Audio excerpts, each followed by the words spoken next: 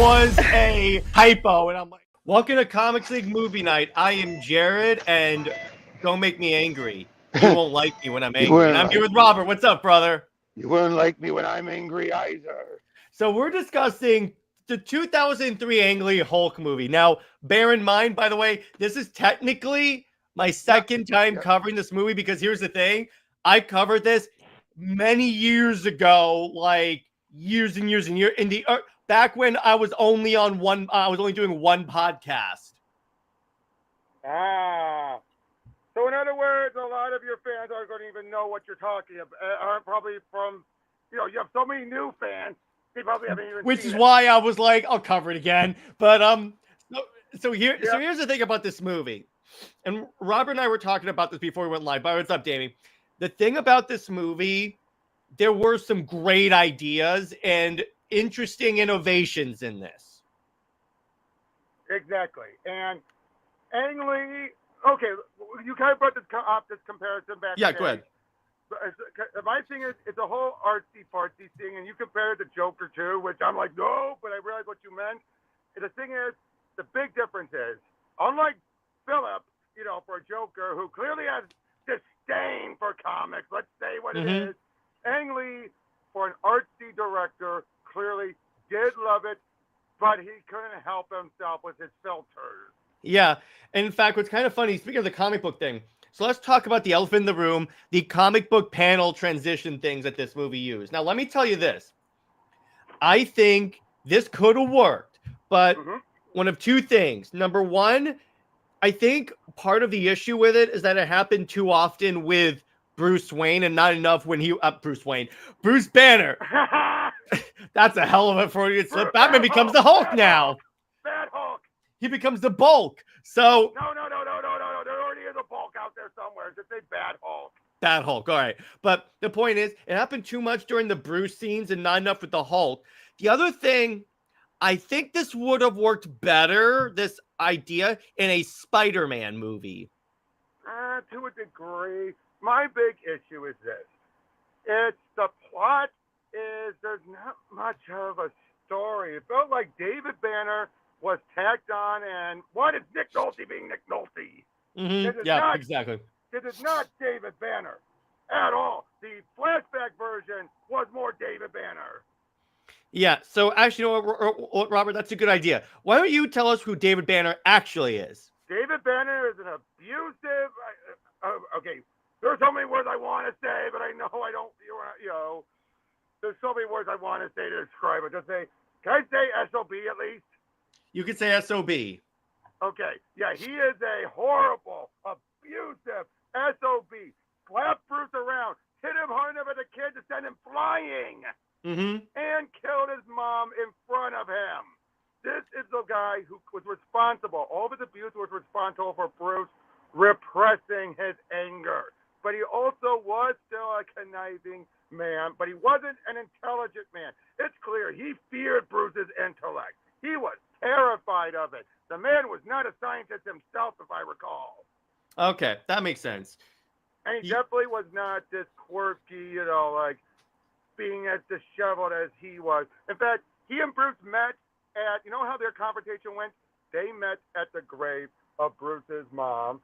And they had a bit of a struggle, and Bruce shoved him, and his head hit the tombstone, and he died. But many years later, it was then made clear, like, it was an accident. So as Bruce says, with the way my mind works, I don't have accidents. Oh, that's actually a good way to say that. That's interesting.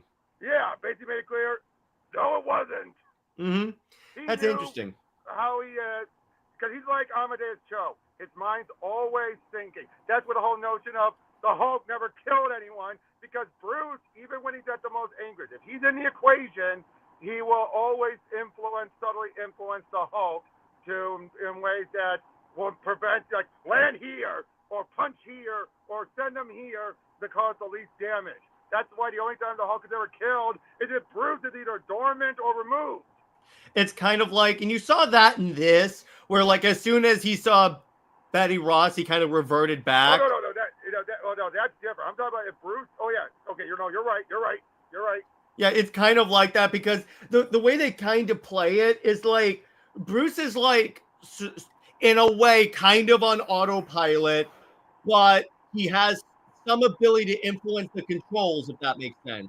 Right. And the other thing also that they did, I get why they did it, but it didn't really make sense, was that how he didn't know his abuse. He just blocked it out, which I know does happen, and he was raised by a foster family, but that just felt a little too pat. Especially when you have the bit when Ross is telling him, how could you and someone forget what happened?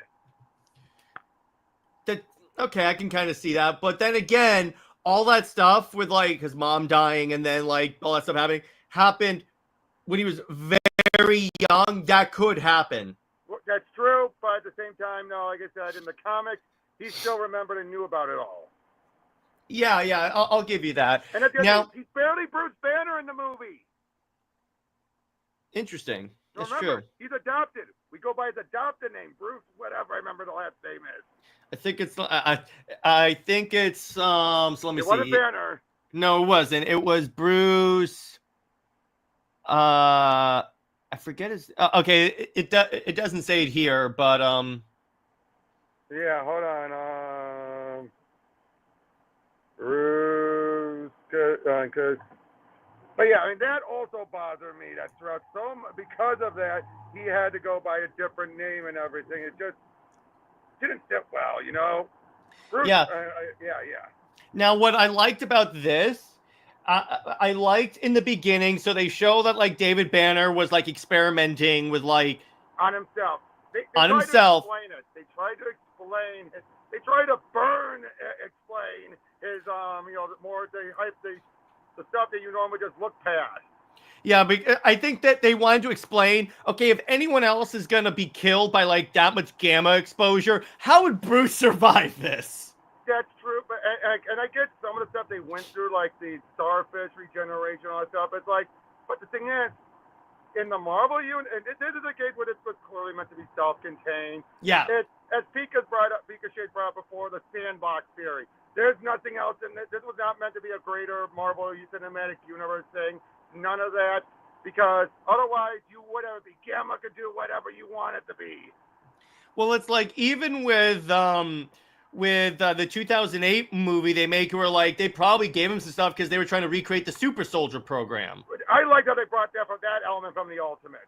That worked, and that made sense. Because there's the Weapon Plus program, which also led to Weapon X, was all done to recreate the Super Soldier program. Well, yeah, because in the Ultimate Universe, they were trying to make the Marvel Universe now being early 2000s. Even beforehand, even before Ultimate, they Morrison revealed Weapon X was actually just the 10th iteration of the Weapon Plus program that was meant to recreate Cap. Well, which again, that makes a lot of sense in the way they do that. And that's the case when you can link two characters together in a way and make it organic to their origin and not make it sound forced. But yeah, like I said, but again, I get it for it trying to be a self-contained thing, that's fine. Mm-hmm. But again, there's a reason why, though, obviously they dismissed so much of it in the next movie, because this clearly is not compatible with a greater Marvel universe. Well, yeah, and here's the thing, Robert, and I say this all the time when I'm talking about comic book movies, is that you do have to take into account the general audience, and at this point, I think you kind of had to explain how is he going to survive getting a lethal dose of gamma radiation. That's true, but people were able to accept the TV show. Did they ever explain how he survived on a TV show? No, they just simply said gamma radiation, and in a later episode, turns out he's not the first Hulk. Someone else did a similar experiment. Okay, well, that kind of makes sense. The actor who played the monster was the early actor who auditioned to play Hulk before Lou Ferrigno got it. That's funny. I like that. Yeah. And by the way, Lou Ferrigno's in this movie as a cameo with Stan Lee. With Stan Lee, the cameo. Good morning, Dr. Banner. Yep. First time he's a security guard. Mm-hmm. Yeah, exactly. But yeah, I mean, I see what you're saying. But again, I do kind of like how like what happened with Bruce is that when Banner had his son, it was like passed down in the genetics. Mm-hmm. So go ahead. Yeah. No, go ahead. No, go ahead. I get what you're saying. I get what you're saying. Oh, yeah. Again, that's interesting. It's the whole notion of passing it down to the genetics makes it much more compatible and easier to bond than the person who just jabbed himself with it. Well, not only that, you also have that philosophical thing where David Banner says, "Yeah, Bruce is not my son. The Hulk is my son." I know. Oh, yeah. But again, Nolte just, like I Yeah. said, Nolte was just Nolte. That's the issue for me. Who would you have cast as David Banner? Honestly, Jack Nicholson. You know what? That could work. Nicholson, because Nicholson can lose himself in the role, whereas Nolte was just being himself. Hey, what's up, Tavia? Yeah, I kind of agree with you on that. I think Nicholson could have done really well on that. There's other actor, but he's just the first one that popped in my head. That's true. Now let's talk about the Hulk's design. The thing about this, and Robert and I talked about this actually before we went live, is that the thing about this is kind of like Ed McGuinness. Yeah, and when they change like comic book artists and a character, because let me put it this way, Dale Keown's Hulk looks very different from McGuinness's Hulk. So it's like, and Keown's work Hulk is pretty much what the 2008 movie and even Red Hulk recently looked like. Yeah, pretty much. So with this, it's like, so I was fine with that. And this one, they clearly are going with the comic book inspired Hulk, like how bright green he is, and the fact that he's always in the purple shorts. Except when they fell off once. And then we get to see his Hulk butt. Yep, after getting bred in the junk. Yeah, I know. That's one of the there's a lot of dick jokes in this movie, and I'm like, oh, okay. No, by the way, Eric Bana, I've said this when we talked about the 2008 movie, but I'm going to bear repeating here. He needed a better script or better directing because the repressedness of it took away too much. I get what they were going for, but that's just something that hurts your performance. Yeah, and I think, and you've says before, so I'll go ahead and reiterate, is that I think he would have been a good MCU Bruce Banner. I do think so. If he was given more to work with, better to work with, being able to emote, be like what Ruffalo was, I think he could have done it. Again, Nero. Yeah, pretty much that. Nero from Star Trek in general showed his range, that he is a great performer. I hate to say this was but he's right, I can't say this was a weak performance because he was given exactly what was given and did it very well. Yeah, I mean, he was fine as Bruce for this movie. And I know he's a good actor because I saw like Black Hawk Down. Yeah, exactly. But Nero's my one example to go to because that perfectly fits, his range.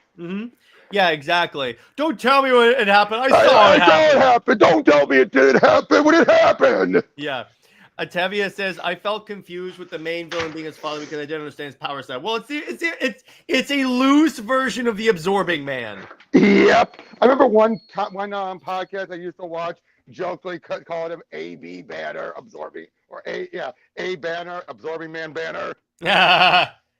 Because that's pretty much what he does. Because the Absorbing Man like becomes or absorbs anything he touches, right? Well, but no, he takes the properties of what he touches. So Okay. he's not even Absorbing Man here.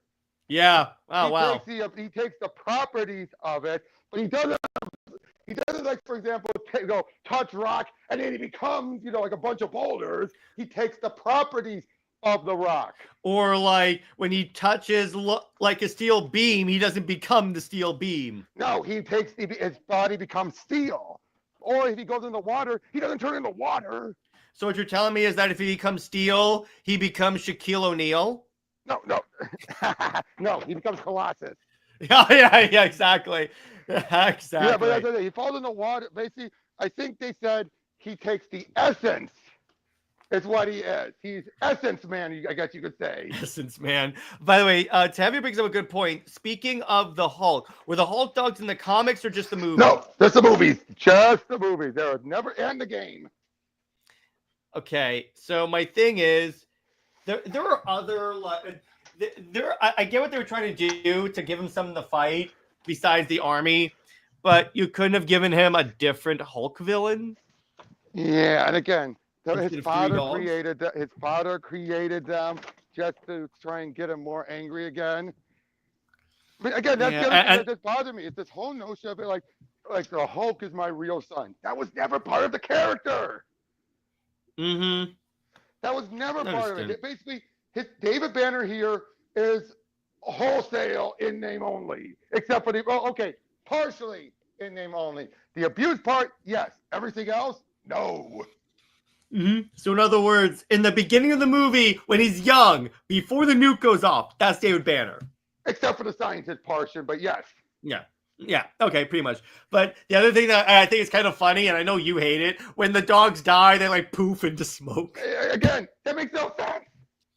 How does that make sense? Gamma does not make you become as thin as a water balloon. Yeah, it makes me become a water balloon, because I'm like, that is the video game logic, my friend. Even the video game, they don't poof. Yeah, I know, but okay, but can we say this? Jennifer Connelly. One. Yeah. Hot. Yep. So hot.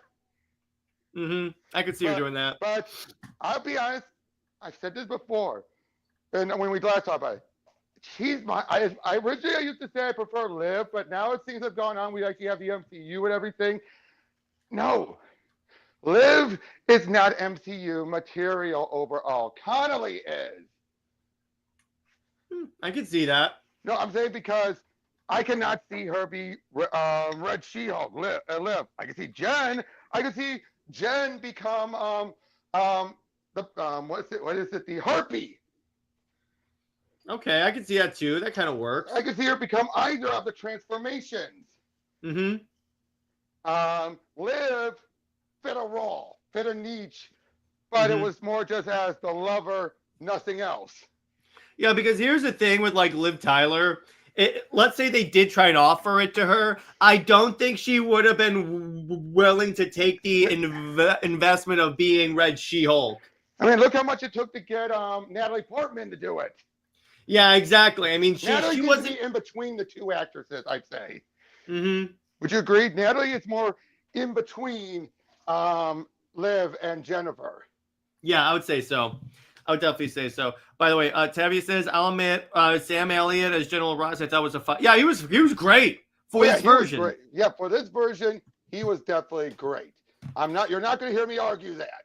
I will say, William Hurt. The thing that was good about William Hurt is that when he talked really low and like stared at you, he was very intimidating. I said it to you before we got started. The big difference is this: Elliott is badass Ross, but like I don't require like a girly man kind of it. Whereas Hurt has his emotions held back, and you can tell. And that kind of works considering that version of Ross, the Hurt version, because he's hurt. Ford is playing the Hurt version of Hulk of him, but it's like I could see that repressed version being Red Hulk. I'm saying he's hurting. Yeah, and by the way, so that actually works really well with the Captain America Brave New World Red Hulk, because you could tell he was holding back all that stuff, and then when he let go, boosh. Exactly. It fits. Whereas again, Elliott would never, his Ross would never be in that position. This is the stern, again, like even if he's agreeing to it, he's more like, all right, I'll do it. Like you don't see much conflict in him. I hate to say it, this Ross is black and white. Which, yeah, because here's the thing. I'm not saying it's a bad thing. No, absolutely not. It's not. It works for this version of the thing, and that's the thing. I'm like, you mean Ross, not the Thing. That's a wholly different character. Well, you know what I'm talking about. I'm talking about the movie.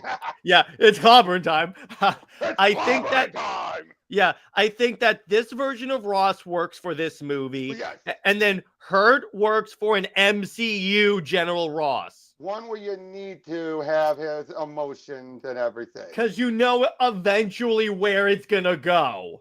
Exactly. And it also feels like this is a Ross. Like Elliott feels like again, he perfectly matches Ross, but Ross as this, again, just the stereotypical 4-star general. Yeah, because here's the thing. Hurt, you get the, Captain Ahab. Hurt is more the Ahab. Yeah. I think the thing about Elliot is that even in this, the reason why he's like the stereotypical general, I think, is because, again, in this movie, and we talked about it, about the reasoning behind the Hulk dogs, is that they needed a long-term antagonist for the Hulk. Exactly. And he fits, but then he's helping him at the end, though. That's the other thing. Yeah, exactly. Well, does he ever really help the Hulk? They agreed. They agreed to everything to allow him to have his meet up with his father, and they were ready to. But they were going to execute him. No, they were going to execute David, not Bruce. They were agreeing to help him with that because they realized he's the bigger threat. I guess. Okay. Tevia says, yeah, his Ross felt sympathetic. I think it's been a while since I've seen this movie. Speaking of the Hulk movie, who was the guy that wanted Hulk's blood? That was the leader. Nope. That was a different character. Hold on. Hulk. You mean in this movie? In this movie. Remember, there was that one guy who was hold on, let me double check. Talbot. Josh Lucas. That wasn't in name only. That was a name. Talbot's another general. Oh, he was in Agents of S.H.I.E.L.D. Yes. That's who that was. Oh my gosh. Yeah, that is name only. Yeah, this was so much in name only. God damn. Wow. Yeah, this one felt like, again, they just slapped the name on. Mm-hmm. Yeah, because this was just, this is like, so Hulk has to fight against the military and a corrupt corporate person. Exactly. I must get a sample. And then he had the part of this movie that's been memed to hell. He tries to shoot a grenade at the Hulk. And he's like, this is the most meme part of the movie. I know.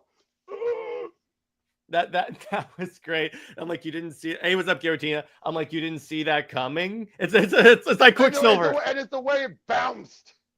Yeah, and I'm like, I get what they were going for with that. I do like where like the Hulk gets angrier. The like foam seal starts to flex because he's actually getting bigger. Which that works fine here, but that's not how the Hulk normally works.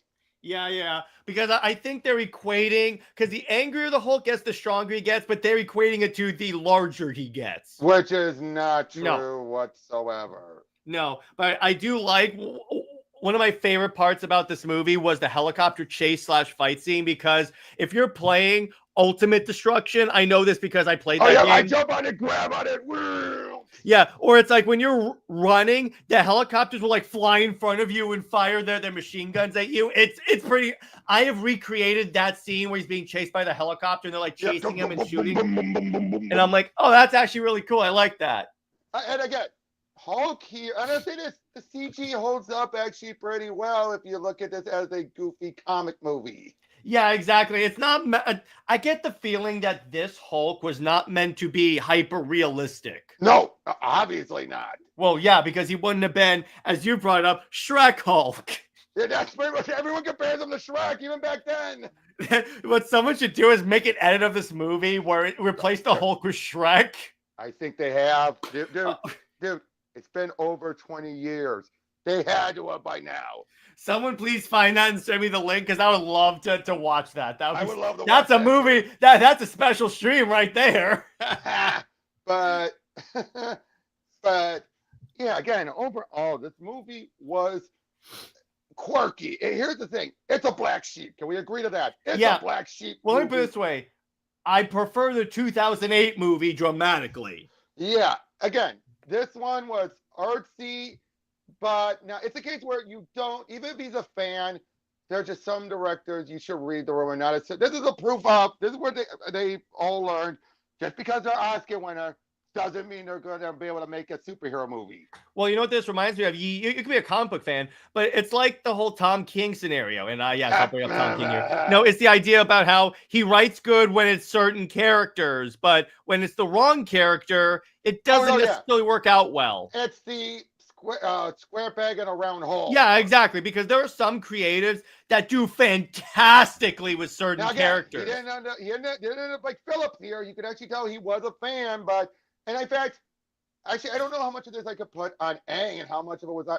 I mean, who wrote this movie? I just realized. But did you know who was involved in this movie? Feige.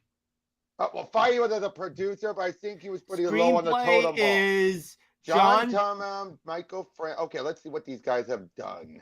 Yeah, because I'm And John wondering. Seamus. John Turman has actually worked. He's on Marvel film adaptation. Oh, What? Rise of the Silver Surfer. Oh. No, he did Oh. work on shows and he also did The Crow, Stairway to Heaven. Okay. That was a show. He Mhm. hasn't had that much actually. Michael France is a comic book fan. He wrote scripts for GoldenEye, The Hulk, Punisher, and Fantastic Four. So he had better stuff. Oh yeah, Punisher, the Tom Jane Punisher, yes. Yeah, and GoldenEye. Yeah. Cliffhanger. Yeah. And he did uncredited work for The World Is Not Enough. Mm-hmm. Oh, but rest in peace, by the way. By the way, we gotta cover the Punisher movie at some point. Oh, and James Seamus is a frequent collaborator with Ang Lee. Mm-hmm. He was an executive producer and writer on Crouching Tiger, Hidden Dragon. Mm-hmm. Okay, I'm not gonna blame him, but again, and this just, like I said, you needed someone else to actually rein it. I'll say this is the better one of the. I would say this.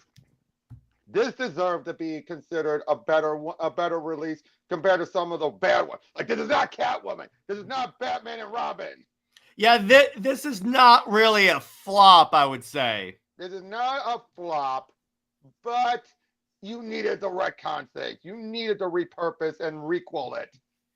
Yeah, and that's kind of what like the 2008 movie is, because yeah, it's not a sequel to this. It carries parts of the story over, like the whole Bruce is hiding in South America. Exactly. Bruce is hiding in South America and everything. Well, from the looks of it, I think he was even if he was involved, it was a lower tier because he's not even on the main producer's credits. Yeah, I would say so. Gail Ann Hurd and Avi Arad are.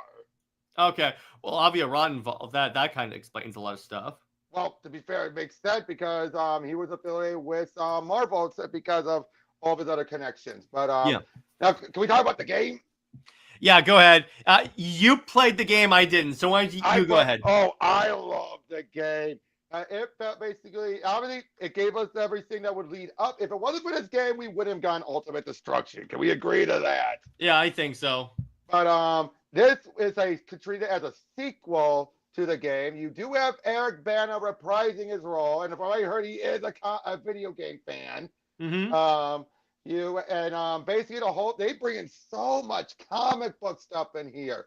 Mm-hmm. In fact, I'm trying to see. No idea who the writer is. Because Paul Jenkins, I know, worked on Ultimate Destruction, but they bring in Rampage and Ravage. They bring in John Riker. They bring in the Leader. They bring in Madman. They bring in Flux. They bring in hold on, who else do they have? They have so many different villains in here. Mm-hmm. I said Jennifer Connelly did not reprise herself here. But even though Betty is back in here. Mm-hmm. But yeah, they treat it like, what if they decided to go heavy into the comic book stuff in the sequel? Yeah. And again, I love that. Wait, is the game a sequel to the movie? Yes. Oh, so it's not like redoing the story from the movie. No. It's not like the 08 one where they just fit everything in. This is set after the movie. There's even a point where Banner says his time in South America was just a distraction. He needed to come back here because a professor had a cure for it. Turned out the cure was actually draining his gamma energy and turning him into Ravage, and the Leader was going to use the orb to try and make an army of Hulk soldiers. Oh, okay, interesting. Yeah, and you have General Riker, who was created by Paul Jenkins. Basically, a more villainous general. Mm-hmm. Things like that, and the stealth sections. There's a reason why they dropped those. They dropped those because of the backlash. Yeah, because here's the thing. While from what I've seen in the game, it looks good. The part that makes me go, no, is the Bruce Banner areas. That's why I always have the God mode and the one kill in one hit, because that way I can punch the dog even as Bruce and they go down one hit. Mm-hmm. That's what I always do. I always do that. Yeah, because I think because I think when the issues is, it's like when you buy a Hulk game, it's kind of like in Spider-Man PS4 with all the Mary Jane areas. Yeah, but I get why they were going for this. In theory, you think that, but again, they learned their lesson for the next one. I would say so, yeah. But for here, it's understandable. You would think Bruce needs to be involved. I would say so. I mean, I would think that if I was in their shoes, wouldn't you? Yeah, I mean, but don't make it a stealth area. You can make it like maybe where he has to like. Well, I'll say some of the stealth was fine. It's once you had the dogs. Wait, you had to fight the dogs as Bruce? No, you had to sneak past the dogs. Oh God! You had to sneak past the dogs and soldiers, but especially the dogs. I know where this is going. Yeah, that sounds horrible. Oh, hey, according to this, screenwriter John Chambers started planning a sequel for the Hulk. The sequel, which would have had Gray Hulk, and he was considering using the leader of Abomination. So this is much like some of those other movies where they do the follow-up, but they're clearly taking elements from the earlier plans. Yeah. Because what I just saw is like the writer for the 2008 movie. Yeah, he was like, yeah, the only thing that like we carried over was Bruce's in South America. That's it. Like apparently, I would not be surprised if they also secretly were kept and heard about the whole using the leader in Abomination, which, let's be honest, that's the most obvious thing to do. Yeah, because here's the thing. A lot of comic book movies use like, let's use a villain that's like a dark reflection of the hero. And technically both of them equal to that. Yeah, but even more so with the Hulk, because with the leader, you can't have Hulk actually punch him. No, you know what? That's how in the old SNES game and Genesis game back in the old days, that's basically what you would do. You would get to him at the very end. He's standing near a convenient ledge, and you just punch him right off of it. So this is Sparta him? Yeah, even though you're like, why is he standing at this ledge? Yeah, exactly. For gameplay reasons, Robert, for gameplay reasons. But the funny thing, though, if you get there as Bruce, you're screwed. You're locked out because you can't hit him. Yeah, so I think that let's transition for a little bit and talk about our favorite Hulk stories. Because Robert's got like a lot of favorite Hulk stories. Pretty much the only Hulk stuff I have not read is the Bruce Jones stuff, mostly because they have not done an omnibus of that. And the prelude, and I have read, but I don't own the prelude to Planet Hulk. But otherwise, from Peter David to today, I have just about every single Bruce Banner focused Hulk stuff. And I've got so many. I mean, Peter David's whole run is one thing, but of course you have Future Imperfect with the Maestro. You have Paul Jenkins issues that dealt with Bruce finally getting his revenge on the Abomination for killing Betty. You have obviously Planet Hulk, World War Hulk, the Incredible Hulks, Red Hulk, that entire Greg Pak, Jeff Loeb era. I loved all of those. The Jason Aaron one was an interesting thing, but clearly didn't go far because it didn't succeed. Yeah. I thought Mark Waid's was interesting at first. Of course, Immortal Hulk. I've heard that also PKJ's Hulk is pretty good. PKJ's one is good, and it's a good follow-up to Immortal Hulk, but it's a slow burn. I see. It is such a slow burn. And then Case's run, I actually got some enjoyment out of it. You mean Spaceship Hulk? Why did people find that so stupid when we've had such even more ridiculous stuff with Hulk? I don't know. You know what it is? Again, Cates' run had the unfortunate luck of following a run that everyone loved. And unfortunately, he had to derail the ending of, but you know why that is? He had this planned out before Ewing even started. Yeah. That what the agreement was. They both wanted to do it. They went with Ewing. and then he came to an agreement with Ewing. When you're done and I'm done with and like when you're done, I'll take over and you can do Venom. Which I think is why he ended Venom when he did. Because he really wanted to do Hulk. That makes sense. By the way, yeah, both this and Thor have a funny gag that still cracks me up. Go ahead. In both this and in the Immortal Thor, you have a giant-sized Wolverine and a giant-sized Thor. Both have to be when they're literally giant. Oh yeah, They take that's the great. I love comic that. title literally. Yeah, but by the way, hey, what's up, Brucifer? Yeah, so yeah, it's like it's one of those things where like when you have a Hulk run that outsold Batman, that's like, yeah, people are gonna be pissed off when you move over to something that's very much not like that run. But I can tell you one run that I don't blame the writer for, despite who the writer is, but I blame editorial for putting it on there. Byrne's second run.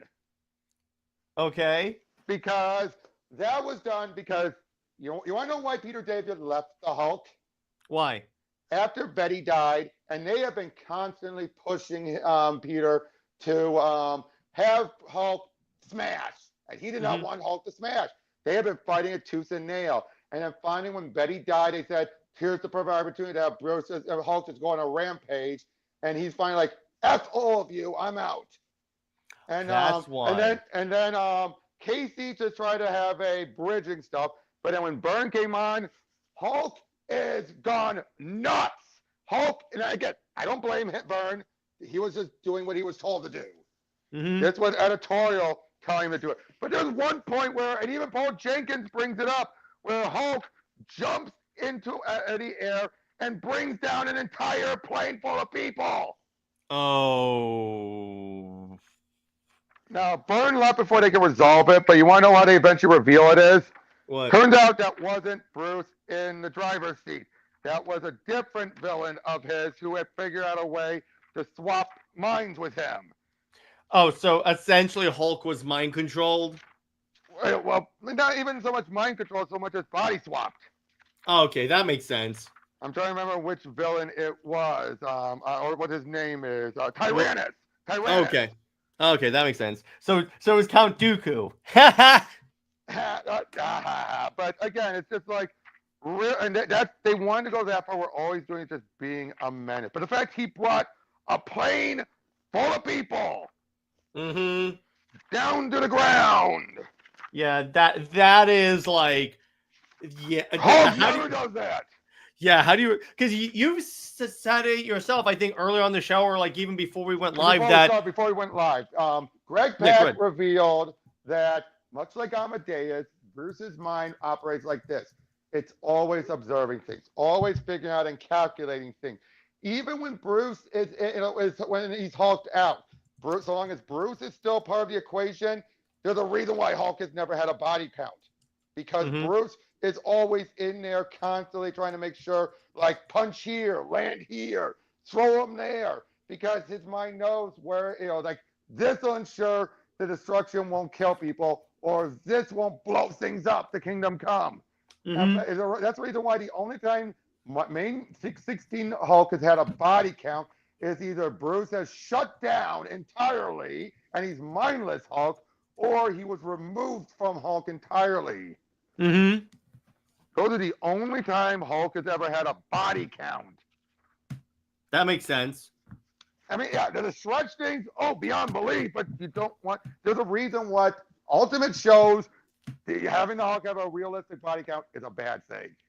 Yeah. Oh, yeah. By Tevia says, question, speaking of Amadeus Cho, how did you guys feel about him being Hulk after Bruce Banner was dead after Civil War 2? I didn't like it. I didn't. Okay. First of all, he became Hulk before Bruce died. In fact, because remember, the crux of it at that point was like Bruce had like been drained. Yeah, he cured himself. But the Civil War people showed up there because it was like, hey, we see you're going to turn into the Hulk soon. Yeah, and Pac found out the last second from what I heard. Oh, He was not happy. oh God damn It it. derailed so much of his stuff. Or either he did found the last second, or they basically told him we're doing this, and he just chose not to argue. Thanks, he who must not be named. I mean, and Pac really good. Pac gets Hulk. Pac really does get Hulk. Yeah. Yeah. Chalk it up to he who must not be named screwing up continuity again. Hey, Hickman, there's a reason why that's the reason why Hickman didn't come to Marvel, right? And to DC, right? Oh, because he didn't want to deal with he who must not be named? Because he knows he who must not be named would have retconned any of his stuff just out of spite. Okay, I'm going to suspend the rule real quick because I have a joke for that. You just got Bendist. Yep, I mean, at the end of Secret Warriors, it sets up where what's her name? Daisy is the head of S.H.I.E.L.D. What did Bendis do? Have it be a stupid fiasco, leads to her just emotionally giving it up so he could give it to someone else. Right after that end. What is wrong with that guy? Because he wants to be in control. No wonder. Oh God, yes. That's why he ignores continuity. He either doesn't or when. Because boy, I still never gonna forget from Avengers Disassembled. There's no such thing as chaos magic. Yeah, there is. Then explain JLA Avengers. Yeah, literally, it's chaos magic, bro. Tell me you didn't read without telling me you didn't read. Why do you think a What If had to explain that away? Mm-hmm. You know that? Did you know that the Avengers Disassembled? What If Avengers Disassembled took so many pot shots at all the screw ups? Really? They took so much pot shots at it, make it be like there's so much inconsistency. There must be a conspiracy behind it. That was the crux of that What If. They felt like there's a Beast is like, wait, this doesn't make sense. That doesn't make sense. Again, looking at the plot all, but then saying, what if it was a conspiracy? God damn, that's good. I love that. And Jeff Parker wrote that. Jeff Parker, if somehow you're watching this, I love you, brother. Yep, seriously. Hey, Jeff Parker took over Red Hulk. There you go. There you go. But yeah, seriously, Hulk is my favorite Marvel hero. Hands down, bar none, because I just love the complexity of who my favorite question has always been, who's the true monster? Bruce or the Hulk? That's an interesting question. Let's think about that.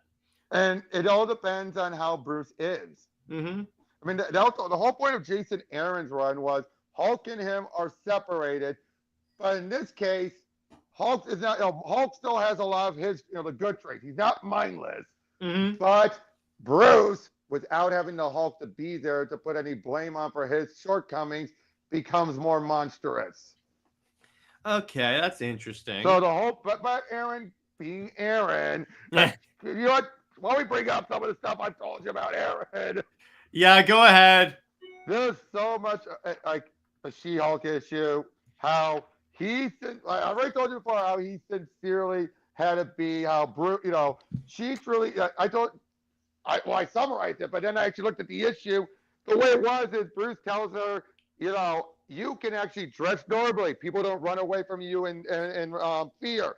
I wish I had that. Oh, I'm catcalled. People take pictures of my butt. No one's taking pictures of you. And then he got mad, and I felt, what was the big deal? He's your cousin. You know what he went through. You know what your freaking uncle did to your aunt. Which is why in the She-Hulk show it makes even less sense, because the man watched half of his friends snap out of existence. But again, well, to be fair, I will give it this. We don't know how much of the abuse is canon in the MCU. That is true. The way I kind of go off of it, it seems like it's canon, but they don't address it. Much like Uncle Ben. Yeah, exactly. But my favorite Jason Aaron thing is when they made Phoenix Thor's mother, and then the Donny Cates Thor run. Freya goes, I changed your diapers. The first time you said your first words were mother, and you said it to me. And also Ewing just did the whole Immortal She-Hulk thing to basically put a foot down and say, oh, Jen hasn't gotten over what her death in Civil War II. Yes. I love how many writers were like, no, we're undoing that. They are basically they got Aaron got reversed constantly. They kept playing the Uno card, the reverse card on him. Yeah, maybe you would learn a lesson and go, maybe I shouldn't like overall like screw with characters like that. And also, how did he open up that She-Hulk issue? By having her on trial with again, and the image is normal, sexy She-Hulk calling out the angry one, saying like, "You killed her," and She-Hulk, like, "You're not true," and basically the whole thing saying, "Nope, you're wrong. I am She-Hulk." And again, the biggest thing that I find so laughable, and Aaron doesn't even try to contradict it. That's the worst part is She-Hulk. Dan Slott established this is factual. The whole John Byrne having She-Hulk no longer be able to turn back into Jen was psychological because Jen had so much self-doubt. She hated being Jen. It took the whole idea of no one wants to write her as Jen. They want to write her as She-Hulk and had it be she feels the same way.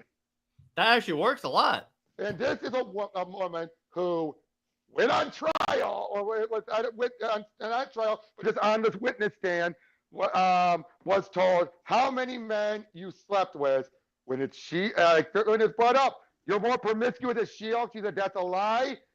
It took them hours to compile a huge list that She-Hulk had slept with, and yet Jen 4. Now think about that. What? Jen what? 4. Only 4 people she's ever slept with. Oh, wow. Huge list. Like, took them hours to this list. All the different celebrities and other heroes she's banged, except the Juggernaut. She did not sleep with the Juggernaut. Yeah, but wasn't that like an alternate reality, Jen? Well, the funny thing is, that's what Slott later revealed. And I love it how, like, because basically the whole joke, it was Slott trying to explain continuity errors by saying it was someone from another Earth where Reed Richards is the thing, and people are just coming over here for vacations and everything, and that explains continuity hiccups. No one went with it. That would have been a clever idea, but I love it how she then asked, like, I just have one more question. Did you sleep with the Juggernaut? Yeah, I knew it. Jeez, what's the big deal? But yeah, though. But like I said, though. But Aaron, like I said, Aaron's all saying like, "Oh, I don't like my butt. People taking pictures of me. I don't like people being catcalled. You're not having fun." She loved it. What does Aaron think? Oh, she must hate it. When everything, if you ever look at it, Jen reveled in it. Well, who said that? Oh, yeah. That's the thing about Jason Aaron. Jason Aaron is like he who must not be named in that if it interferes with his story, he will ignore it or change it. Oh, but he lets his male feminist side dominate. Yeah, that's the problem. It's in a way where I like take it as a red flag whenever someone openly says, "Well, I'm a male feminist," and I'm like, "Well, I'm concerned now." He hadn't said that in ages, to be fair, but it shows still. It shows still, which again, so Robert and I always talk about who should take over Wonder Woman after Tom King. As soon as he explains to me all this stuff, I'm like, nope, not Jason Aaron. Not anymore. The only reason why I ever said Jason Aaron is because I figured because one of the things Wonder Woman needs is a big event that could do really well. And he could do it. The problem is you have to, there's a big risk he'll be Jason Aaron. Yeah, well, here's the other thing. And I know you put ahead with this guy, but he's a friend of mine still. Exalted Speed put it best. The problem with Wonder Woman is you're having people force events on her. Like, she needs a good event, but you have writers who are forcing it that don't make sense for the character, that's not natural, and that's the problem. Yeah, but it's like when Tom King was on your show and you asked him about doing events, and he goes, I kind of don't want to do that because I don't want to tell people it's right. But I'm like, hey, a-hole, that's something the character needs. No, but you don't want to force it. But you could build to this whole thing could have been an event. No, I get that, but dude, not all writers have that in them. All right. Don't write the character that needs an event, but beyond that. No. Okay, that's arguable. Yes, I feel some writers like Diana need an event, but it doesn't mean that they should force it. Is what I'm saying. Otherwise, you get Amazon's attack. Which one?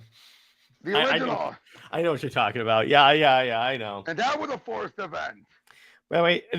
When you showed me at the second Amazon's attack, if Josie Campbell can redeem the name Amazon's attack, she deserves a shot. I still say the fact she wanted to include the Bees My God reference, but couldn't.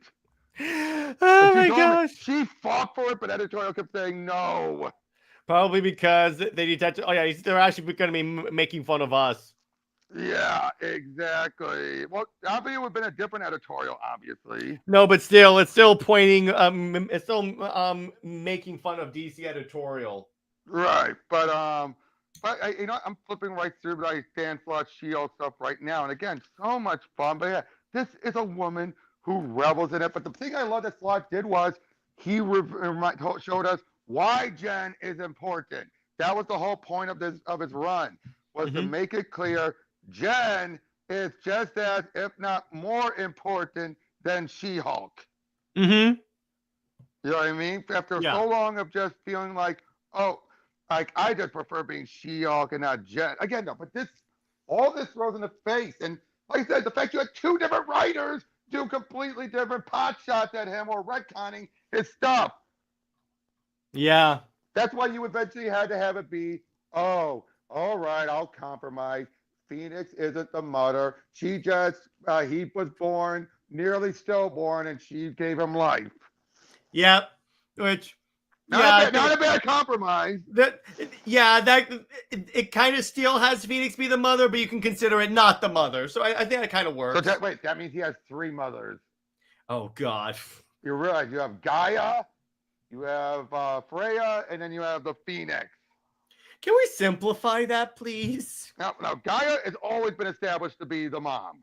Yeah, get rid of the Phoenix. I think even the lore. Yeah, I know, but get rid of the Phoenix part. Why does he need three moms? Again, to be fair, Aaron was definitely to be just one mom, and that was it. Yeah, but when you change, but you wanted to. If you had said Freya's is one mom, it would have been like, okay, that's a change. But he wanted the Phoenix. But yeah, this is the same guy who turned the Robbie ghostwriter from being this lone wolf to be an uber geek fanboy. Yeah, or turned She-Hulk into just female Hulk. Oh yeah, and again, just like I said, the whole Aaron's gotten lucky. He's had no one taking outrage to his stuff so far. I think that's the big reason why he hasn't done it, and DC probably won't let him. But you know what I'm saying, though, right? Like, yeah, because if he does the typical Aaron stuff and then like antagonizes fans, oh yeah, people are gonna be pissed. Yep, I told you before, that's where I feel he's one of the ones who's a ticking time bomb. Yeah, eventually it's gonna happen, and I'm like, oh no. He's going to be given too much freedom. He's going to do something where he feels he needs. Now, to be fair, I don't think DC is going to treat him like Marvel did in that regard. I think he'll try to, but DC editorial will kind of stop it. And yeah, I mean, Mark Russell was able to a couple of years ago get away with a fill-in issue of Harley Quinn, where it did a whole issue about her dealing with people who deal with cats, but it was clearly a Comicscape hotshot. Mm-hmm. No, I'm not kidding. You know about that issue? No.